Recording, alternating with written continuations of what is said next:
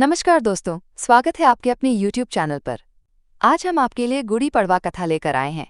उससे पहले आपसे निवेदन है कि हमारे चैनल को सब्सक्राइब करें और बेल आइकन को दबाना ना भूलें। आप ज़्यादा से ज़्यादा शेयर करें ताकि आपको हमारे सभी वीडियो की नोटिफिकेशन मिलती रहे। अगर आप भी भगवान श्री कृष्ण के भक्त हैं तो कमेंट सेक्शन में जय श्री कृष्णा ज़रूर लिखें।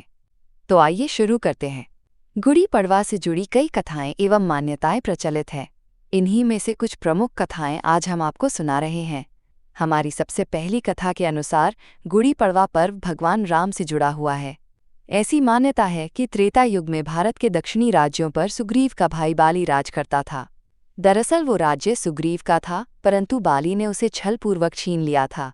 इतना ही नहीं, बाली ने सुग्रीव की पत्नी का भी अपहरण कर लिया था। ऐसे में राम के वनवास के बाद जब सीता का हरण हुआ और वो उनकी तलाश में दक्षिण भारत पहुंचे तो सुग्रीव ने अपने भाई के अत्याचारों के बारे में बताया और भगवान से सहायता मांगी। सुग्रीव की विनती सुनकर भगवान राम ने बाली का वध कर दिया और सुग्रीव का राज्य उसे वापस मिल गया।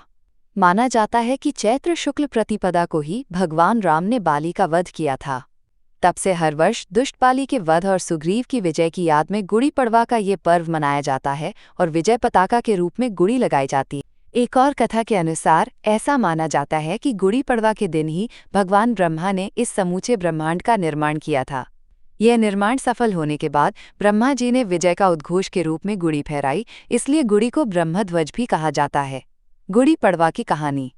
गुड़ी पड़वा से संबंधित एक कथा इस प्रकार भी है कि सातवाहन राजवंश में शालीवाहन नामक एक अत्यंत प्रतापी राजा हुए।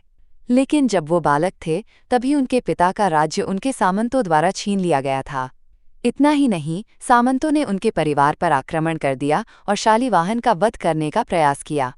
तब कुमार शालीवाहन अपने प्राणों की रक्षा हेतु वहां से भाग गए और एक जंगल में किसी कुम्हार के घर जा पहुंचे। कुम्हार ने अपने घर में शालीवाहन को आश्रय दिया और उनका पालन पोषण किया।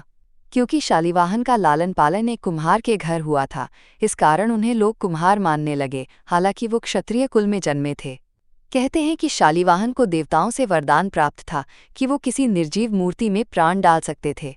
धीरे धीरे कुछ समय बीता और एक दिन ऐसा आया जब शालीवाहन को ये पता चला कि वो एक राजसी परिवार से संबंध रखते हैं और उन्हें ये भी ज्ञात हुआ कि किस तरह से सामंतों ने उनका सारा राजपाट हड़प लिया और वो एक कुम्हार के घर जीवन व्यतीत करने पर विवश हुए।